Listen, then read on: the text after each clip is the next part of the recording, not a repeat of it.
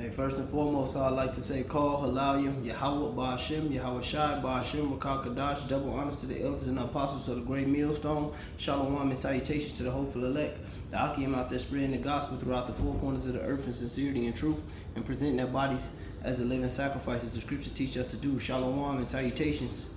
Alright, to those brothers, those elders and those apostles once again. Alright, shalom to the very, very few sisters that do listen as well. This is Brother Yahweh from the Great Millstone, Chicago, Cap. And basically, I'm just coming back to you with another lesson. This lesson is concerning what we think is reality. You know, these things that's going on and the things in this world. You know, this is ultimately the biggest temp service you can ever run into, man. Because everything on this side is temporary, man. And, you know, that goes for your children, your woman, the job you may have. Hey, look at what's going on in the earth anyway. You know, this with this quarantine, this quarantine, or whatever the hell they want to call it. You know, your rights being stripped away, your job being stripped away. You know, this should even show you, you know, you non-believers. But the men of the faith, the men of the fold, the men of the flock, the men of the hopeful elect knew that when we counted the cost and we picked up the plow and we stepped foot in the gate to do the work. You know, starting with the elders and the apostles on down.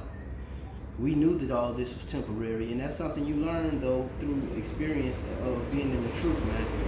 You know, they got a saying, man, be careful what you ask for, man. You just might get it.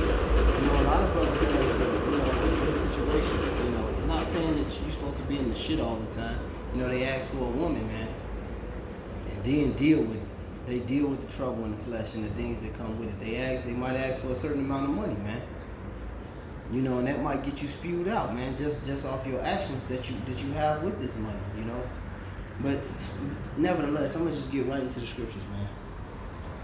Hey, this is St. Matthew 10 and verse 37. It says, "He that loveth father or mother more than me is not worthy of me. He that loveth son or daughter more than me is not worthy of me. And he that taketh not his cross and followeth after me is not worthy of me. He that findeth his life shall lose it, and he that loseth his life for my sake shall find it." And that's exactly what we did when we picked up the plow, man. We lost our life, all right? The scriptures talk about mortifying the deeds of the flesh, dying daily, presenting your body as a living sacrifice, man. All these trials, these tribulations, man, hey, like it said in that song, Legendary, you know, it says dreaming about the payoffs through the struggles and the trade-off. We gave up this thing, man, to inherit the kingdom of heaven. That's why the Lord asked the disciples, the disciples asked the Lord, you know, what would they get for giving away all their things, man? And he said he was going to restore it in the kingdom of heaven. He said they would sit on the 12 thrones, judging the 12 tribes of Israel. That's the greatest reward you can ever have, man. And we'll be partakers in that as the hopeful elect, Yahweh Ba'ashem, Yahweh Shai Ratazah. You know? But you got to learn, man, not to get too caught up in these things, whether it be your woman, your job, whatever. They like the Elder Kazakh say down in Mississippi, it's just another part of the matrix. It is, man. You can't be a family-orientated guy. I mean, you take care of your bills. You know, you got a woman you deal with according to the scriptures.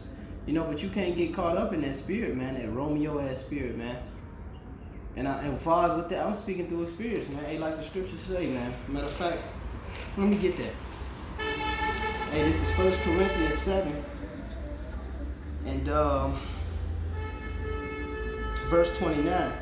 It says, "But I say this, brethren, the time is short, and it remaineth that they that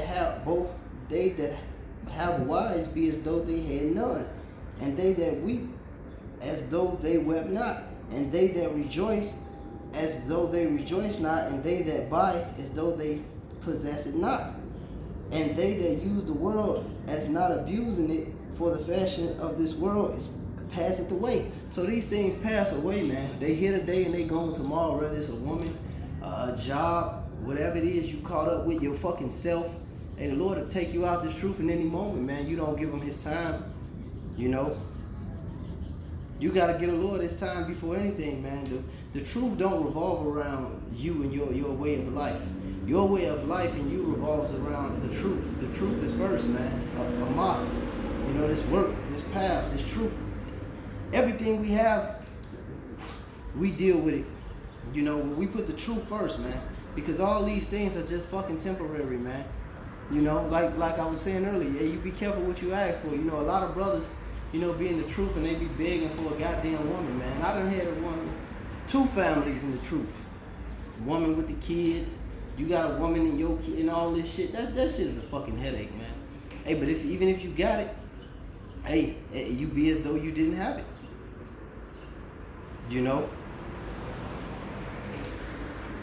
Because that being focused on them things can get you sent up the fucking road, man. This is 1 Corinthians 15. It says 1 Corinthians 15 and 53. It says, for this corruptible must put on incorruption, as this mortal must put on immortality. So when this corruptible shall have put on incorruption, and this mortal shall have put on immortality, then shall it be written, Salaki, then shall it be brought to pass the saying that is written, death is swallowed up in victory. Because this is going into us getting new bodies and going into the kingdom, man. None of this stuff on this earth is it's just going to be gone, man. This whole earth and these possessions and these things that people toil and labor for and dedicate and sacrifice their whole life for, they're going to be gone, man. We're gonna be in that regeneration, man, and we're going to get everything that Yahweh Ba'ashem Yahweh Shai promised us, which is everything, the kingdom of heaven, the possessions, a possession of other nations. All right, this is nothing on this planet of the earth to be proud of, man. Because you got children, man. Your fucking children ain't yours, man. Them children belong to the state of Illinois or fucking California or wherever you go to, man. And if you don't believe that, don't send their ass to so-called school. See what happens. You think your woman is yours, your woman ain't yours, man. You ain't the first man she been with. That's the prophecy, the Amos 7:17. Our daughter shall be harlots in the land that's divided by line, man. Hey, be careful what you ask for in the truth, man.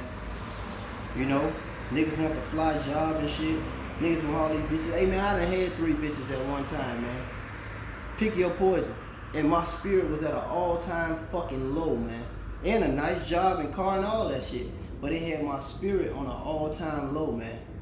But when the Lord got rid of that, yeah, he beat me and he drugged me through the shit and he showed me humility, man. He brought me to a lower state. But I learned from experiences like that, losing good jobs, having an apartment, having this and that, then going to couch, house to house, brother to brother, in the car, wherever it is you gotta sleep. Hey, the Lord will drag you through the shit, man, and make you serve him, man, if you play with his time, man. This shit is nothing, man. You brothers do not get caught up in this false sense of hope or reality that they call life, man, because this ain't life, man. This truth is life, and when Yahweh Ba'ashem Yahweh Shai, these words are life. And when Yahweh Ba'ashem Yahweh Shai is going to give us, that's going to be life. Alright, this is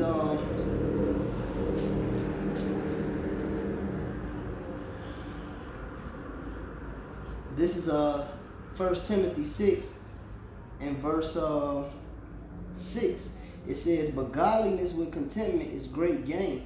For we brought nothing into this world, and it is certain we can carry nothing out. Having food and raiment, and let us be therewith content. But they that will be rich shall fall into temptation and the snare, and into many foolish and hurtful lusts, which drown men in destruction and perdition. For the love of money is the root of all evil, which, while some coveted after, they have erred from the faith and have pierced themselves through with many sorrows. So you chasing in this world, man.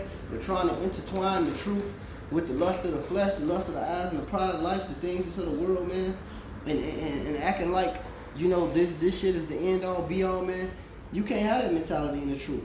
That's why he said, matter of fact, I'm going to read 7 again, because this really was the main point. Verse 1 Timothy 6 and 7, it said, for we brought nothing into this world, and it is certain we can carry nothing out.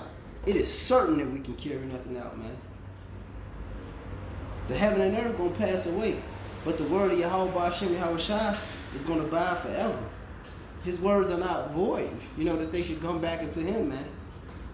But the things that he promised us, the eternal things, these are the things that we look forward to having, man. Because nothing that we ever had was ours anyway, man. Nothing. Not one thing you ever had was yours, man. Now the Lord will bless you.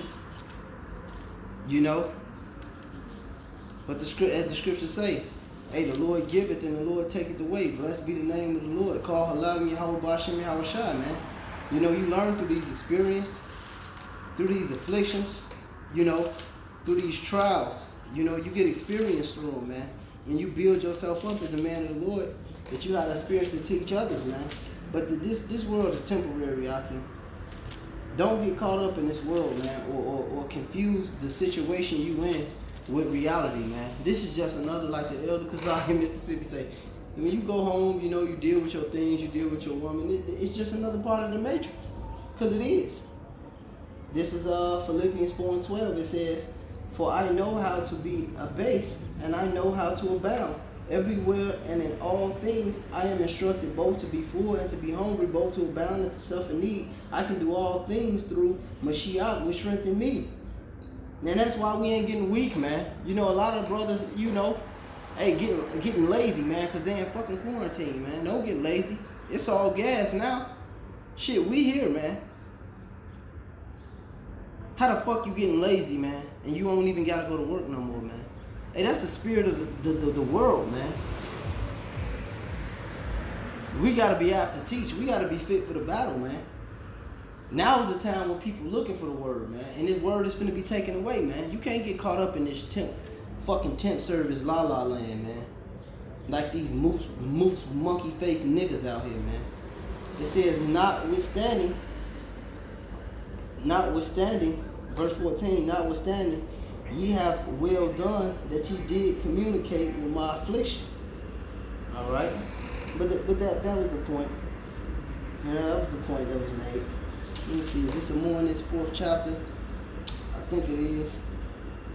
We can let it go. Wait a minute. Hold on. So, is it the 3rd chapter?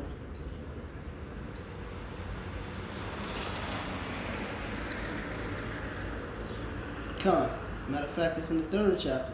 This is Philippians 3:13. I thought it was in the 4th and that. I'm going to go back to the 3rd chapter. This is Philippians 3:13. Perfect. It says, brethren, I count not myself to have apprehended, but this one thing I do, forgetting those things which are behind and reaching forth unto those things which are before. And that's the kingdom of heaven, man. We reaching toward that goal, not this folly, you know, that this temporary situation that we've been set up with. I mean, we play the cards how they dealt. You know, the Lord give you a woman, you deal with the woman. He give you the kids, you deal with that. He give you a job, you deal with that. But you deal with all of it within the bounds of the scriptures. You know, like the Elder Uriah said, that's one of the sayings, within the bounds of the scriptures, man. But within the bounds of executing the wisdom of the scriptures. All right, the understanding of the scriptures, understanding the times. The scriptures say redeem many times because the days are evil. This shit is here today and gone tomorrow, man. You're not like a man 2,000-3,000 years ago, man, with 3 wives, 4 wives, and a gang of children, your estate, man. This shit is wicked, man. Esau gonna come kicking at your door. You gonna see if your woman love you. You know, if your kids with you, if you got control of these things, man. We can only have our reign and our dominion in the kingdom of heaven, man. Nothing here is ours, man. Verse 14, it says, I press toward the mark for the prize of the high calling of Yahweh and Mashiach Yahweh Shai. Let us therefore as many be perfect. Those are the brothers keeping the law, statutes, and commandments to the best of their ability. Be thus minded, and if in anything ye be otherwise minded, Yahweh shall reveal even this unto you. Nevertheless, whereunto we have already attained, let us walk by the same rule. Let us mind the same thing. So we be like-minded, man. And endure hardness is a good soldier, man. In that same chapter, he said, commit these things to faithful men. Hey, the Lord gave these works to faithful men. Like he says in Ezra, reveal it to thee and those like thee, man. But the other people, it is not revealed to them, man. This is that fortitude, man. These are the things that it takes to be a soldier and a warrior, man. Knowing this shit is here today and going tomorrow. Call aloud Yahweh Ba'ashim, Yahweh Shai Ba'ashim, Wakakadash, double honors to the elders and to the hope and the apostles and to the hopeful elect. Shalom.